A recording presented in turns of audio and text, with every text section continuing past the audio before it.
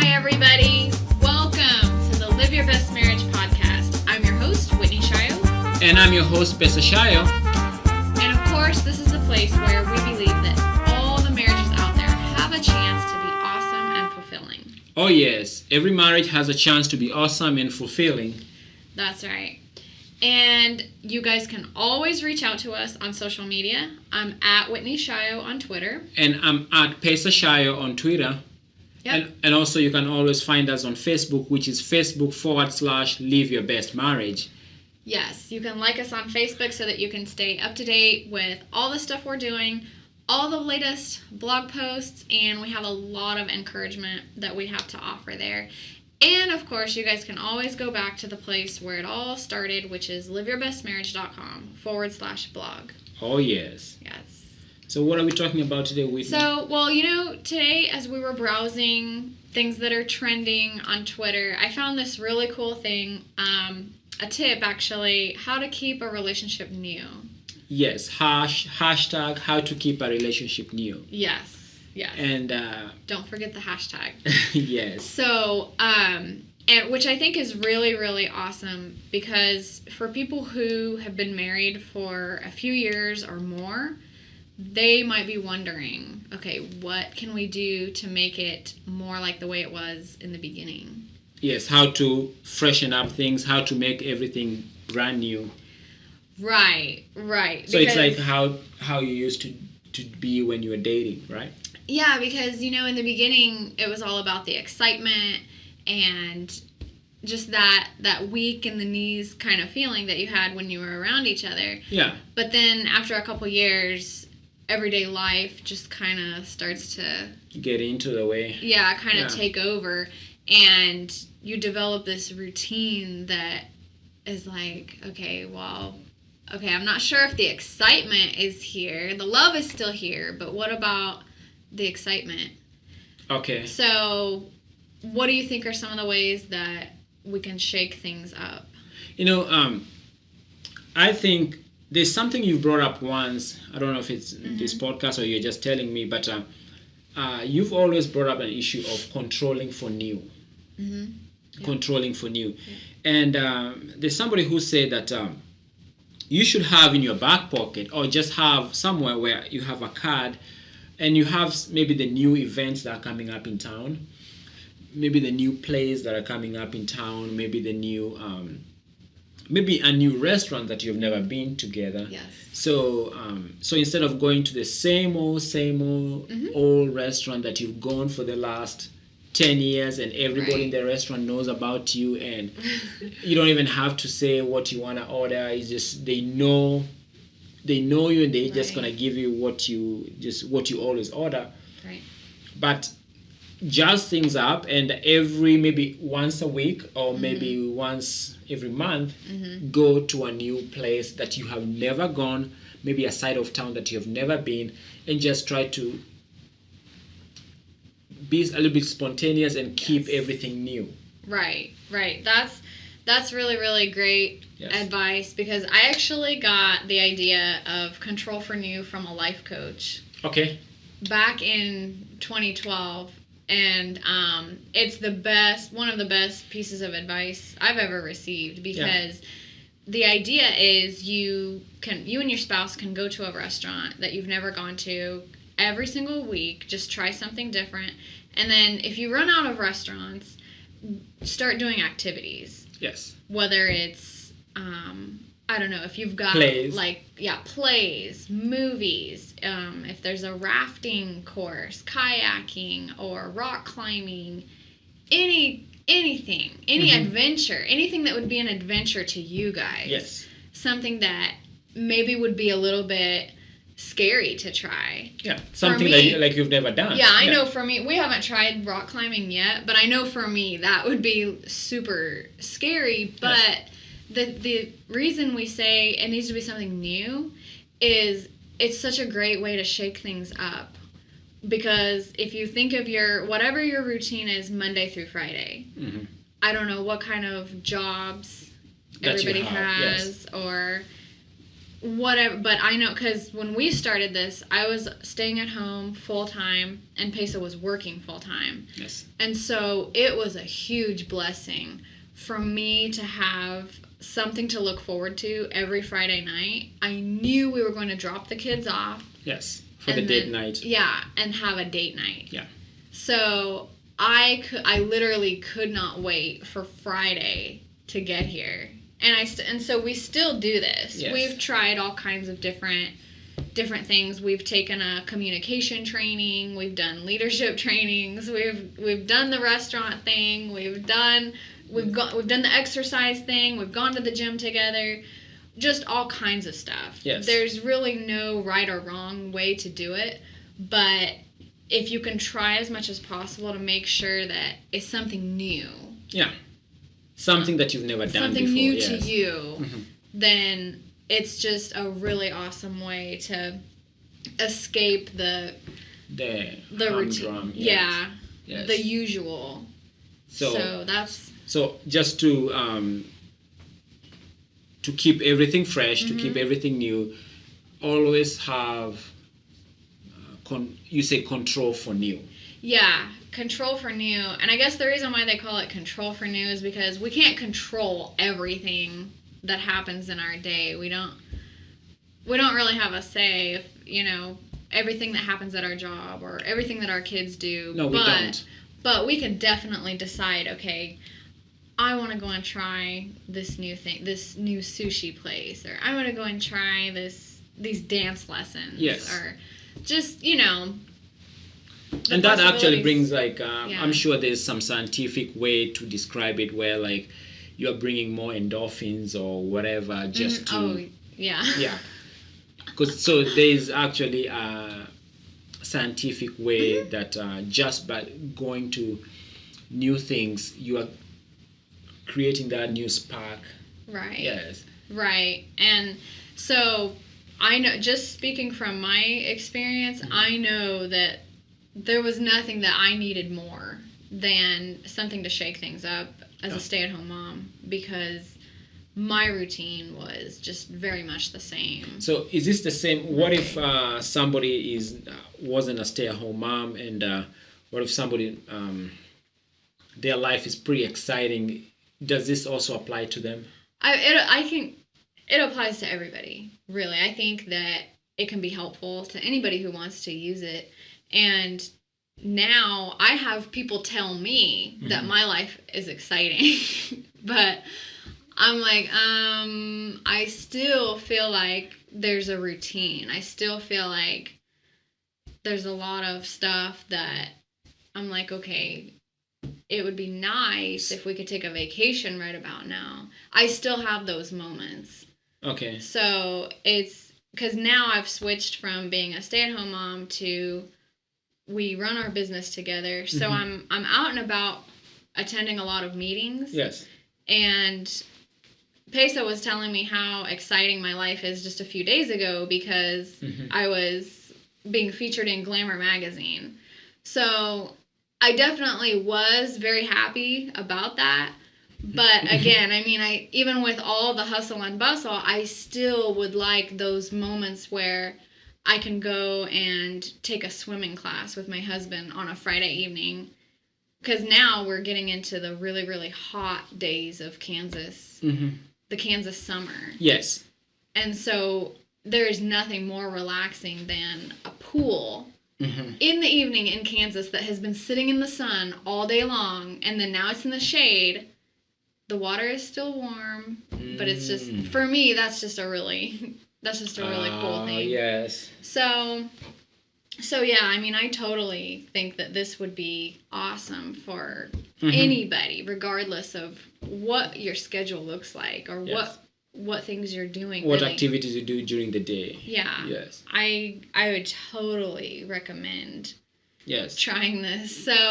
So yeah, it could be good for an individual, but it could be good for a couple too. Okay. So if you're looking to keep your relationship new, definitely control for new. Yeah, definitely give that a try. # control for new.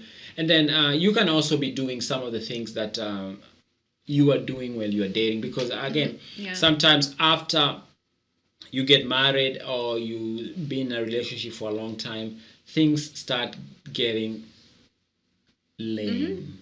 I guess you just fall into routine and in the rut of your relationship. Yeah. So after a while, things just slow down. And if what brought you guys together was maybe you guys had a love of dancing, maybe when you guys were dating, you had a love of, I don't know, fishing, I don't know, whatever. So you can maybe reignite and keep everything new by attempting the same activities. Yeah. And I think one of the biggest reasons why we wish that we could keep our relationship new is because we feel like we're so used to being around one another. Okay. Because obviously we wouldn't be using the word new. Okay. If we didn't feel like, okay, We've been together for a really long time. Yes. And we've been around each other for a long time. So I'm guessing a lot of us couples aren't treating our spouse the way we treated them when they were new. Yes. Yeah. And when they knew, it was just more spontaneous. Yeah, more spontaneous. But now I think there's a balance sheet, though, with things that have been said and done. What do you mean a balance sheet? Over the years. Sometimes we call it on our blog, sometimes we call it a balance sheet because you've had to forgive so many things. Because when the relationship was new, you're just, things were just totally great. So you have a history. There's history, but when it's new, it's just so much easier to overlook flaws, or you might not even notice flaws. Because at that time you're just is that infatuation? It's just you're just focused more on the fun. Okay. But then imagine 10 years later, you've got this balance sheet of like, okay, I've had to forgive So I mean, like a million. If you remember, does that mean you really forgive? You can still remember, and it's not forgiven. So you're keeping track. But it's like, I think that just shows like, okay, we wouldn't be talking about the way things were when they were new. No. Otherwise. So because there's a history. That just tells me there's so many things that have happened. Yes. Between then up to now, and we're just like, okay, this is really not the way it used to be. No. So, I guess the hardest part would be trying to change the way you view your spouse. Trying to view them the same way you did 20 years ago. Yeah, because that's basically you're keeping it new. You're treating them like they don't have a history. Yeah, and you're going back to fresh every morning. You're hitting the reset button. Yes. So every day, it's possible. You can do it. Yes. You can hit the reset button every morning and just treat them like they're a brand new person, because that's actually what happens following Jesus. You are a brand new person every single day. You're forgiven for everything that happened yesterday. Okay. And you're starting fresh. That's what our pastor said. That's not me talking. That's our pastor. And so, yes, we can do that with the person we're married to, but I think the easiest way to get that started is to go ahead and do those activities that we talked about earlier. Which, like the control for new. Yeah, go ahead and try the... start taking action first. Okay, even if you don't feel like taking action. Yeah, then I think it's going to be a lot easier to change the way you view the other person. Yeah. Yes. I don't know. I think it's easier, like, if you just go ahead and jump into those activities, you'll notice your attitude will change. So I don't know.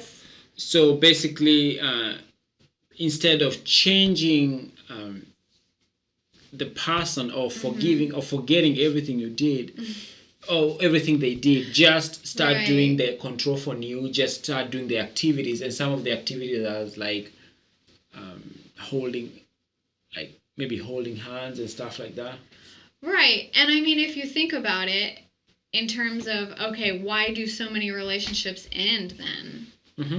If And then they start a new one. If they like obviously the most popular stage is when it's new, Mm-hmm. or else they wouldn't be breaking up. So because once you break up, you are looking for that newness. You're looking for that excitement again, and then right? Because usually once you're in a rut, the relationship is like quote unquote going nowhere. Mm-hmm. You are looking for that excitement when like somebody's just gonna light you up and you feel like great. Yes. And a few months later, after you break up or whatever, you get somebody else and get that excitement, right? Which was missing on the other relationship. So if we can just get the excitement on this relationship, it's gonna be, most people are likely to stay. Right. So if you can think of, okay, what are those things that I can do to bring back those feelings that I had in the beginning? Yeah. And it's not, I'm not even saying it's easy. No. But it is possible. It really is. So yeah, I just realized that. I mean, obviously, once things kind of fizzle out, that's when the breakup happens. Yes, before it's like there's this huge attraction, and there's excitement and tension and whatever, right. And then people come together, and during that time there's just greatness. I mean, we will be happily ever after, whatever. And then after many weeks or many months or many years, things start going down. The balance sheet adds up. So the balance sheet is high and the excitement is low. So it's like more drama, less excitement. Yeah. And after that, people break up. But a while later, they start itching and feeling like I need a new relationship, and the excitement start building up. So if we can just get that excitement building up in the relationship that you have right now by controlling for getting new things, doing new things over and over. Yep. So you can still have that, like, yeah, man, I'm so excited. You're looking for that. Yep. Man, this is so great.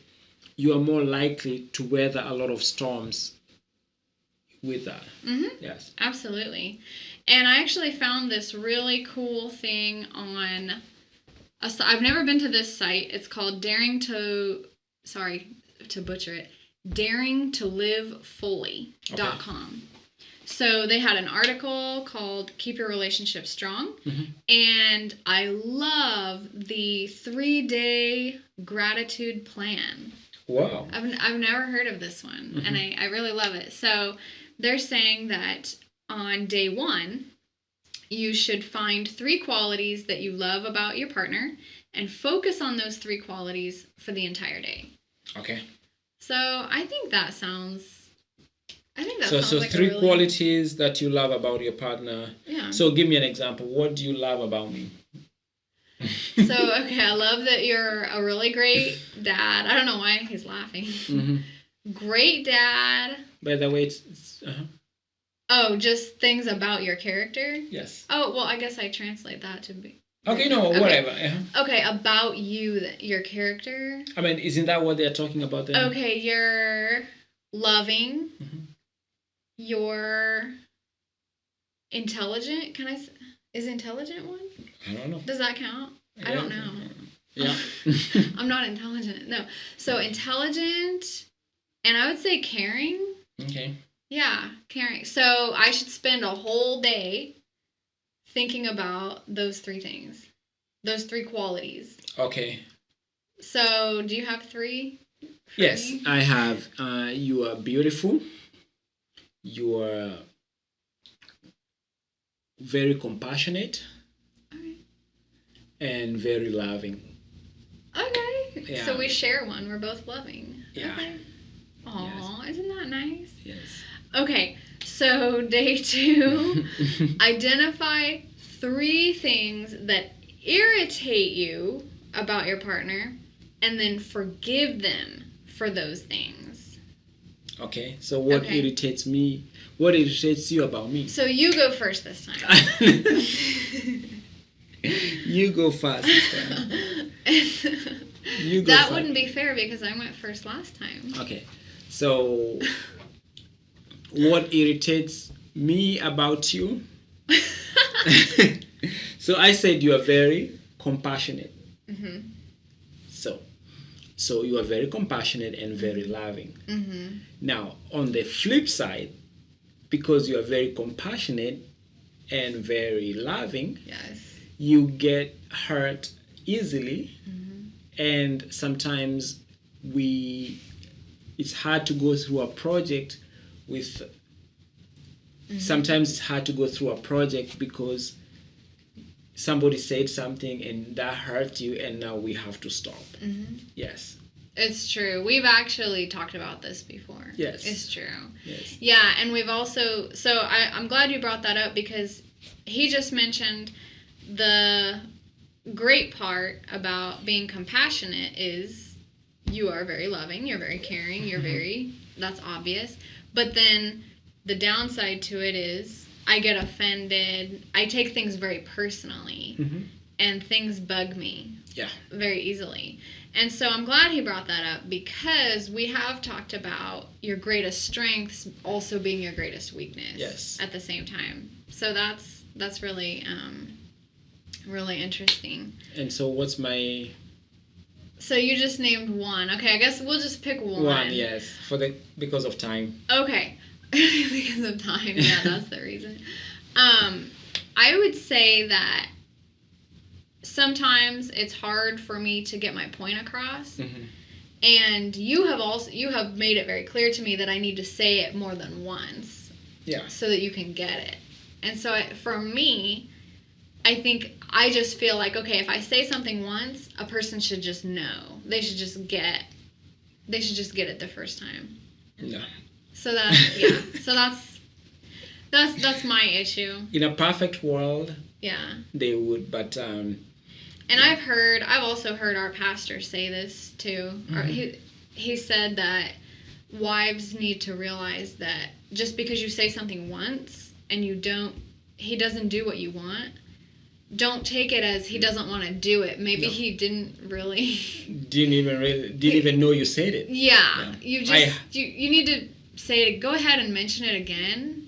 Yeah. And this is not about being nagging. This is just there's a way you can say things. Right. Sometimes even just the way you phrased something. Mm-hmm. Some folks it just doesn't click. Right. Yeah. Right. Okay. Yes. So day 3 in the gratitude plan is for the entire day you speak only kind words to your significant other. Okay. Just Mm-hmm. nice things. Just nice things. And they actually brought up a quote from Dr. Gottman to back this up. If I can find it. Okay.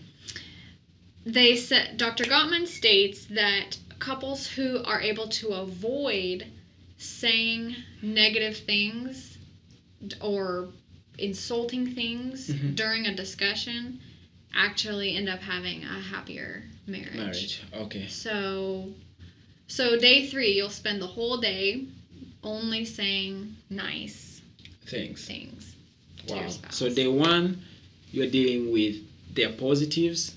Day 2, you are forgiving them for their negatives. So you're not changing them. You're just forgiving them. And then day 3, you are just being nice. Wow, that's a great thing. So and that can keep the relationship fresh, but it also can make you look at the relationship from a different perspective, and at the same time it can also make you stay closer together because you're accepting somebody with their shortcomings. Yep, which is perfect because it's, I don't know, it's not very, it would not be very loving to just expect them to get rid of their flaws overnight. I mean, no. Yeah, that's not cool. Not nice. And so, and also just to be, because what we've been doing is we've talked in terms of like we've given the big picture or control for you. So some of the activities we can actually do, some folks might just want, what can you do? And one activity that I think can really spruce up things, especially if you're not doing them, is like PDA. Oh, okay. Yes. So some folks just, even if you've been together for a long time and you just walking, holding hands, or going to a restaurant and hugging or kissing, just some sort of a PDA, and people can take it to the next level. Or some folks just walking and holding hands is like, whoa, it's huge. Some folks, even just going for a walk. Yes. That's nice. So things like that, just doing a PDA, talking longer. Some folks, they are so busy, just talking together might not be something they do. So incorporating that, sending text messages during the day, and sending text messages which are not task-based, like, hey, do this, pick up the kids, bring the milk, make sure you drop something at the soccer practice or whatever, things like that. Just those we always do, but I'm talking about like, hey, I love you, I love what you had, I like the outfit you put on this morning, whatever, like I like your smell, whatever, you get it. So some of those text messages can keep things going and keep the relationship feeling like new. Because when you are dating, those are the same things people do. Right. Yeah. Right. Another thing is you can also comment on Facebook on their posts, because before you start dating, there's a lot of liking each other's posts and commenting on each other's posts, and then that brings you closer and closer and closer, and then eventually you start going out. But once you've gone out, over time, the liking of each other's posts goes down. So if we can start bringing that up, and husband and wife just like each other's posts on Facebook, on Twitter, comment, just be in the mix. And it's, I know you see them at home, but be one of their biggest supporters on social media. Yeah, that's perfect. That's perfect. And so, folks, just as a recap, there are so many different ways that you can keep your relationship feeling like new. And we just want to encourage you to go ahead and try whatever works for you, and just let us know. Go ahead and put something in the comments that you've tried, and just share ideas. Oh, yeah. So, again, thanks so much for listening, and we hope that you'll give us a rating and subscribe. And subscribe on iTunes, Stitcher, SoundCloud, or wherever you get your podcast, or even on YouTube. So until next time, guys, bye and God bless. Are you tired of being upset, lonely, feeling empty, or just plain frustrated with your marriage? And no matter how hard you try, you're not getting anywhere, just going in circles? No matter how much you try to make time for one another in your schedule, or how many times you say, I'm sorry, Pesa and I have put together 99 ideas to help you connect with that one special person, so that things can start to be more like the way they were before everyday life got in the way and caused the two of you to drift apart. We want you to have 99 ways to show love to your spouse, absolutely free. You can find it at 99waystoshowlovetoyourspouse.com. Because here at Live Your Best Marriage, we truly hope that the two of you can move closer together and enjoy the connection that comes from achieving a stronger bond. Again, that's 99waystoshowlovetoyourspouse.com.